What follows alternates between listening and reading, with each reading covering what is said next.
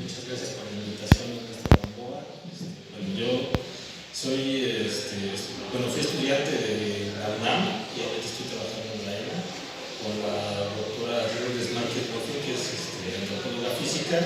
Entonces, gran parte de estos datos los prestó la doctora Lourdes para hablar sobre este tipo de elementos que aparecen en un momento muy específico aquí en lo que llamamos Mesoamérica, en específico en la zona maya y también en Monte Albán, que es donde trabaja la doctora Lourdes Márquez, con quien he estado trabajando, y son datos de excavaciones de salvamento, que fue cuando se hizo la nueva carretera de acceso, bueno, ya no está nueva, en el 91 se hizo la carretera de acceso al sitio de Monte Albán. Se construyó también el estacionamiento, y en esa zona se hizo un salvamento, o sea que se encontraron vestigios, se fue a rescatar lo que había ahí y hacer algún estudio de estos elementos prehispánicos para que no se perdieran, porque bueno, ahora ya está ahí el estacionamiento, ya no existe todo lo que está ahí. Y bueno, ahí aparecieron muchas cosas interesantes que fueron recientemente publicadas en lo que se llama La Población de Monte Albán, que es de la doctora Lourdes Márquez y de su esposo, que en paz descanse, el doctor González Licón. Y bueno, una de las cosas interesantes que apareció ahí fue pues una tumba que tenía un semiducto, que ahorita les voy a hablar que es un semiducto, ¿no? Bueno, antes de pasar a eso, pues primero hay que hablar un poco del culto a los ancestros, que bueno, es una característica que aparece pues, en el territorio que llamamos Mesoamérica y que continúa hasta nuestros días, ¿no? Pues, para nosotros, bueno, tenemos familias tradicionales en las que pues siempre al abuelito o a los abuelitos se les tiene como cierta devoción, pues, como de ver a los adultos mayores que son nuestros padres, nuestros abuelos, pues se les ve como un símbolo de sabiduría, como de acumulación de saberes. Entonces, pues hasta la actualidad pues se sigue pensando de esta forma, ¿no? Entonces en la época prehispánica pues se cree que también esto era así, y mediante algunos estudios tanto arqueológicos como de antropología física pues se puede aproximar nos podemos aproximar a ver esto pues en el contexto del que ya tanto hemos hablado, que bueno, es todo lo que encontramos ahí cuando se hace una excavación y todos los elementos que están que se encuentran en estas excavaciones, ¿no? Por decirlo de una manera sencilla. Un psicoducto, por ejemplo, el más famoso que se puede enumerar aquí en el caso de Mesoamérica, pues sería el de Pacal. O sea, todo el mundo conoce pues, la tumba de Pacal, ¿no? Eso es como uno de los descubrimientos clave de la arqueología mexicana, que lo realizó Alberto Ruz, precisamente en Tikal, de este gobernante maya, pues que ahora pues, es bastante renombrado. Se encontraba debajo de la pirámide de las inscripciones, que es la principal del sitio, y bueno, se construyó una tumba y la pirámide, por decirlo, el basamento, la estructura se construyó arriba, ¿no? Entonces, adentro de la estructura, pues Alberto Ruz encontró un hueco ahí entre unas piedras, las levantaron y después de quitar un montón de escombro, pues bajaron por unas escaleras que aparecieron, y hasta abajo estaba una tumba muy importante que tenía grabados en estuco, que bueno, ahorita no vamos a hablar de eso tanto, aunque ahí también aparece, por las inscripciones se puede ver que todos los personajes que aparecieron ahí en estuco eran antecesores del que estaba enterrado, entonces eran también sus ancestros del gobernante que estaba ahí. Entonces ahí hay una evidencia de culto a los ancestros, porque está su línea, bueno, no precisamente porque ahí hay algunos eventos en los que, por ejemplo, Calakmul atacó Palenque y pues mataron a los gobernantes, entonces no era una línea sucesiva, tal cual, porque pues, se había cortado en algún momento, o sea, no eran sus abuelos o algo así, pero sí eran sus predecesores en el trono de Palenque. Entonces, ahí aparece pues, la línea de gobernantes y luego está el gobernante Pacal, que es el que está en la tumba. Pero bueno, lo que nos vamos a ocupar ahorita es que esa tumba, como ven ahí arriba dice Cicoducto, junto a la escalinata que bajaba desde la parte alta del templo, pues había un canal que bajaba hasta el entierro y después se introducía en el sarcófago. Aquí se alcanza a ver que entra. Y bueno, ahí arriba se ve, bueno, no sé, no es muy buena la fotografía, pero ese canal que bajaba junto a la escalera se convertía en un tubo y al final llegaba como una cabeza de serpiente. Entonces, pues era un elemento importante. O sea, por la iconografía que tiene un animal ahí y que fue construido especialmente para que llegara hasta arriba, porque llega hasta la parte superior del templo, pues nos dice, el esfuerzo de construirlo ya nos dice que era algo importante, ¿no? Y bueno, también que comunica la parte superior, que es la de los vivos, o sea, el templo superior hasta arriba, que representa también como niveles celestes, o sea, está cerca del cielo, y llega hasta la parte baja, que sería el inframundo, donde están los muertos, está el gobernante Pacal. Entonces, ¿para qué servían estos ductos? Estos ductos precisamente son los cicoductos o civiductos, que se conocen más como cicoductos, pero Alberto Ruz, cuando lo reporta, lo nombra cividucto. Bueno, entre algunas interpretaciones, pues se dice que estos eran para poderse comunicar con los muertos que están en las tumbas, que los vivos que están arriba pudieran hablar con ellos, por decirlo de alguna forma. Tenemos pocas evidencias de cómo se hacía esto, pero al final les voy a mostrar una.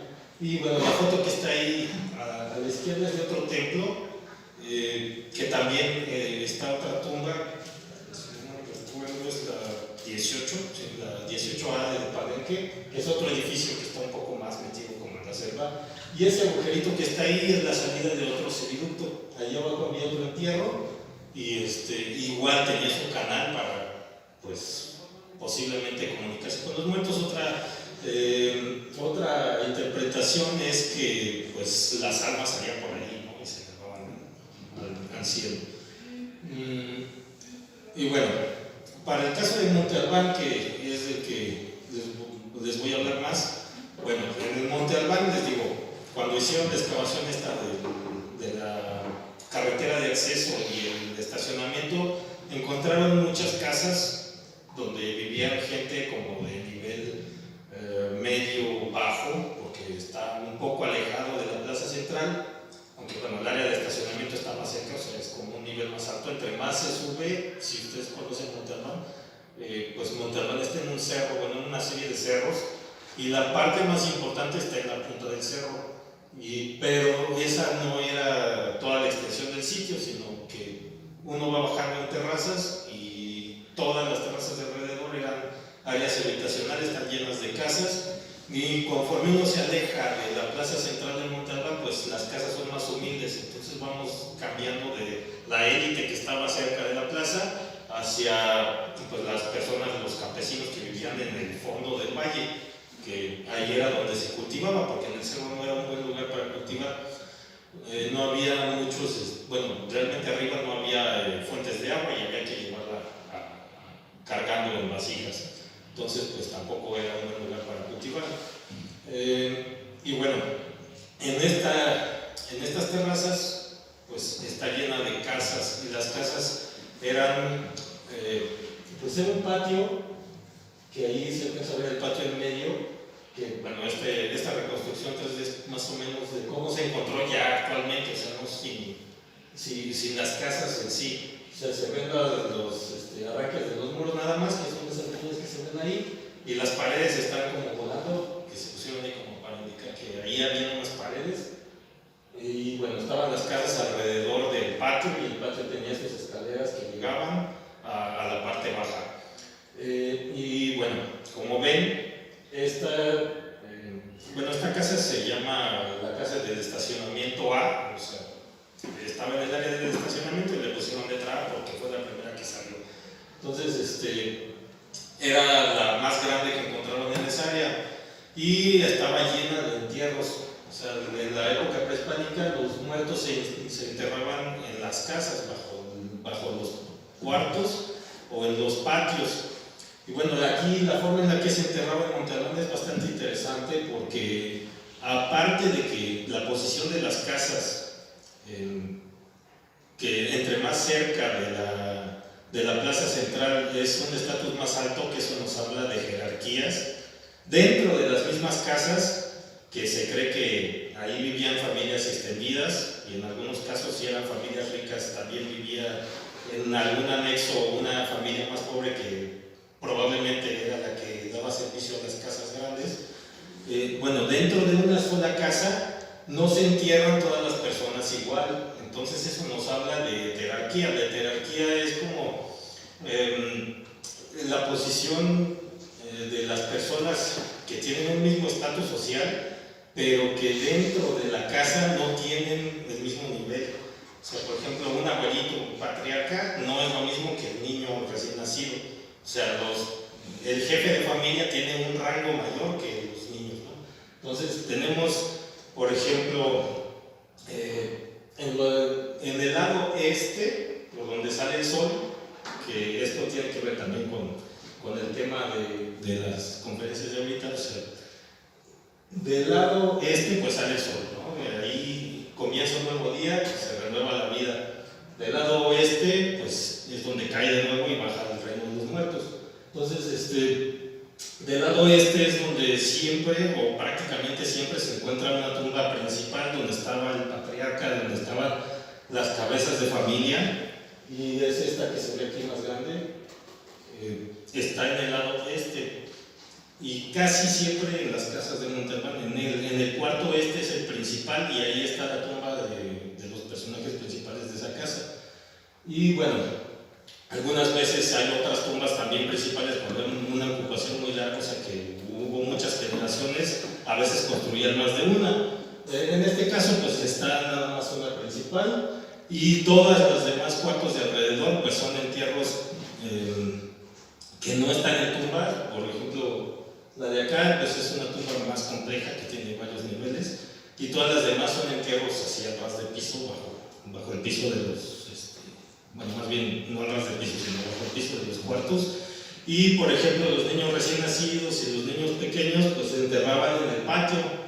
Entonces como que cuando las personas morían muy jóvenes no tenían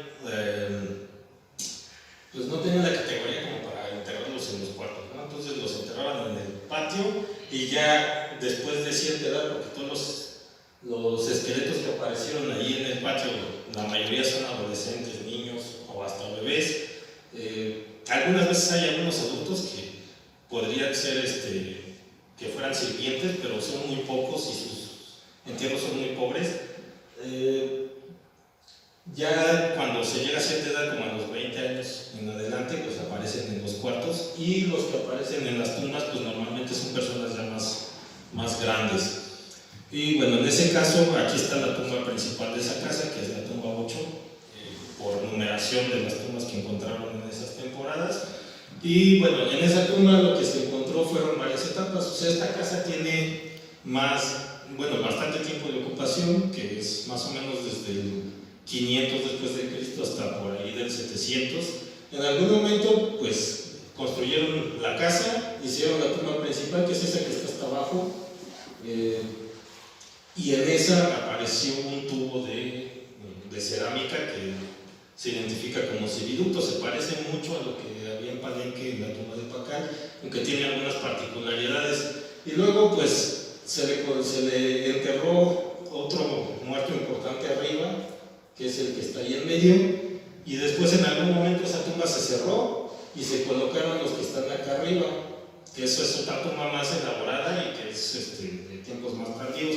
Pero bueno, si bien probablemente la tumba que estaba al principio pues la hayan olvidado, o sea que la casa se haya abandonado en algún momento y que no supieran que estaba ahí y por eso construyeron otra arriba, de todos modos ese lado siguió siendo el más importante de la casa, porque volvieron a poner ahí la tumba principal en algún momento, o probablemente pues se les llenó consideraron que ya habían suficientes esqueletos allá adentro construyeron una nueva. O sea, eso no está muy claro porque aparte estas casas se dañaron bastante cuando se construyó la carretera y pues no se pudo reconstruir bien su historia porque ya estaban medio destruidas porque pasaron trascabos y todas las máquinas que estaban construyendo y ya después las excavaron. Pero bueno, según los datos que hay, pues estuvo una tumba primero y después construyeron otra encima. Entonces en la principal, primero se creyó que era una pareja de un hombre y una mujer, pero después se vio por análisis genéticos que en realidad son dos hombres. Entonces, y que no tienen la misma antigüedad, pues uno es más antiguo que el otro. En Montalbán, pues cuando se construyó una tumba, muchas veces se volvía a reocupar, o sea, se enterraba alguien ahí y después de un tiempo, ya cuando estaba esqueletizado, pues si alguien más moría o algún evento, alguien más fallecía de alguien importante, se movían los huesos. Por ejemplo, este individuo que está abajo, pues ya no está en posición, o sea, sí se enterró ahí porque una parte de su esqueleto está en posición como cuando lo depositaron, pero en algún momento llegaron a poner el otro individuo que está ahí arriba y los huesos los movieron. Entonces eso es lo que se interpreta como que bueno, probablemente el que está abajo, que es el más antiguo, el que movieron, fue tal vez el fundador de la casa, o sea, el que llegó ahí a construir la casa primero, y el de arriba podría ser su hijo o algo así, o sea, que después pasó a ser la cabeza de familia cuando falleció el otro. Entonces, ahí habrían pues dos patriarcas, por decirlo de alguna forma, de la familia. Y pues lo particular es que las tumbas más ricas en Montalbán pues no tienen mucha obsidiana ni jade, o sea, en algunos casos sí aparece, pero en este tipo de tumbas pues casi no hay, no como la tumba famosa creo que es la 7, la de Montalbán, donde se encontraron un montón de piezas de oro y todo eso. Eso es prácticamente exclusivo de la élite que está hasta arriba, pero ya hablando de casas más lejanas, pues casi no hay esos materiales, no hay oro, hay un poco de jade, hay algo de hueso y de obsidiana, pero lo que sí aparece en entierros que son importantes son las urnas funerarias, como esa que está ahí, ese personaje que está como en cutillas y muchas veces tienen tocados muy elaborados. Este tipo de cerámica pues es indicador como de estatus. Y bueno, y ahí está el tubo que les decía que se identifica como psicoducto, que es muy parecido a lo de Palenque, que es más sencillo, aunque aquí, bueno, tiene su asegún porque no está comunicado con el exterior, pero probablemente esta tumba, como muchas otras, pues se podían accesar. Entonces, en algún momento estuvo abierta y probablemente eso lo pudieron haber puesto hacia la salida de la tumba. Ya cuando la clausuraron, que ya la cerraron, pues lo colocaron ahí junto a los esqueletos. Y podría haber tenido una función muy parecida a la de Palenque, ¿no? la de Pacar. Y bueno, aparte de eso, ya se había encontrado un elemento así en una excavación de Alfonso Castro en los 30, pero bueno, de esa no hay muchos datos. Y también hay una casa junto a esa que se llama la A', que de hecho es su anexo, pero bueno, en un principio se podría creer que ese anexo de la casa, que está al sur, o sea, estaría bajito de la que acabamos de pasar. Por su posición, pues se podría pensar que era un anexo para una familia de menor rango que le diera servicio a la otra, como pasa en otras casas principales de Montalbán. Pero esta no se parece a otras casas anexas, porque tiene también su tumba principal, que tiene bastantes elementos de cerámica y una ofrenda bastante rica, como para decir que era de servidumbre. Entonces, probablemente puede ser que en la etapa tardía, cuando se enterró la segunda tumba que mostré en la otra, que no tiene sigiluto, por cierto, se amplió esa casa porque creció la familia o algo así, y pues construyeron otros cuartos y otro patio. y tiene las mismas características. O sea, ese patio había un montón de entierros de niños y en los cuartos había entierros de adultos, y también en el lado este está la tumba principal, que en este caso es la tumba 15, aunque en esta hay más tumbas que también están hacia el este, pero hay una hacia el norte. Pero si pueden ver, bueno, apenas si se alcanzan a ver los documentos, pero la que tiene más ofrenda es la tumba 15, que está ahí. Y en este caso, bueno, junto a esa tumba 15, se encontró una cista que no está precisamente en la tumba, o sea, está un poquito atrás, y en esa también había un seguiducto, que ahorita se me voy a mostrar. Es esta de acá. Entonces ahí, pues realmente no estaba dentro de la tumba, pero atrás había como un cuadrito de piedras y estaban colocados estos, que también son dos individuos, pero estos están como encontrados, y estos sí eran hombre y mujer, probablemente era una pareja, pero bueno, se necesitan un poco más de estudios genéticos para ver esas relaciones ya directamente familiares, aunque bueno, entre esposos pues estaría difícil porque no están relacionados genéticamente, pero con los demás entierros que están en la casa, pues se podría determinar si alguno es su hijo o si son padres. En algunos casos sí se han encontrado relaciones de hermanos, por ejemplo, y en esa misma casa había creo que un par de hermanos, pero bueno, todavía es un proceso, no se han hecho todos los análisis. Y bueno, como verán, en esta tumba también aparece una funeraria, y bueno, eso también es un indicador de estatus, pero también estaba el psicoducto, nada más que estaba roto. Entonces, o sea, esto es mera especulación porque bueno, no podemos saber qué eventos fueron los que ocasionaron que eso se rompiera, pero según todo lo que se encontró en la excavación, pues eso ya estaba roto cuando se colocó ahí. O sea, no se rompió porque le cayera algo encima o porque lo movieran, o sea que los fragmentos los colocaron ahí. Entonces, probablemente en algún ritual se haya roto, o no saben, no es tan fácil poder reconstruir esa clase de cosas, pero igual es un tubo de cerámica que está ahí. Y bueno, pues este tipo de rituales, pues se tiene evidencias, pero ya más recientes, es decir, etnográficas, o sea que uno va a los pueblitos, y también si nosotros vamos y nos podemos ver a nosotros mismos, como ya les dije al principio, pues siempre hay, bueno, aquí en el territorio mexicano siempre ha habido como un culto a los ancestros, a los abuelos, por ejemplo, y ya lo expresó el señor hace ratito, que bueno, siempre se tiene como que los abuelos en una forma de reverencia, ¿no? Entonces, desde la época prehispánica pues ya teníamos que se enterraban a los ancestros en las casas, y pues precisamente en los cuartos principales era donde se colocaban. Entonces esto también es bastante interesante, nos da como una idea de la ideología, un poquito de acercarnos a la ideología de los prehispánicos.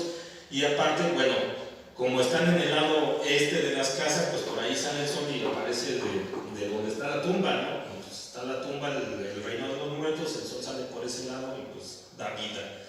Y bueno, les decía que no hay muchos datos de cómo se utilizaban estos ductos en la época prehispánica, pero sí tenemos uno que es muy revelador, que es la cuarenta de Piedras Negras, que está en Guatemala. Porque bueno, esta estela pues muestra un gobernante, que es el gobernante 4 de Piedras Negras, que está ahí arriba de rodillas, y tiene abajo otro personaje que está dentro de una tumba, y tiene un ducto ahí a un lado, que hay varias, bueno, si hay casos en Palenque, por ejemplo, donde hay cimientos de ese tipo, o sea que está la tumba abajo y hay un hueco que deja pasar pues el aire hacia el templo superior del edificio.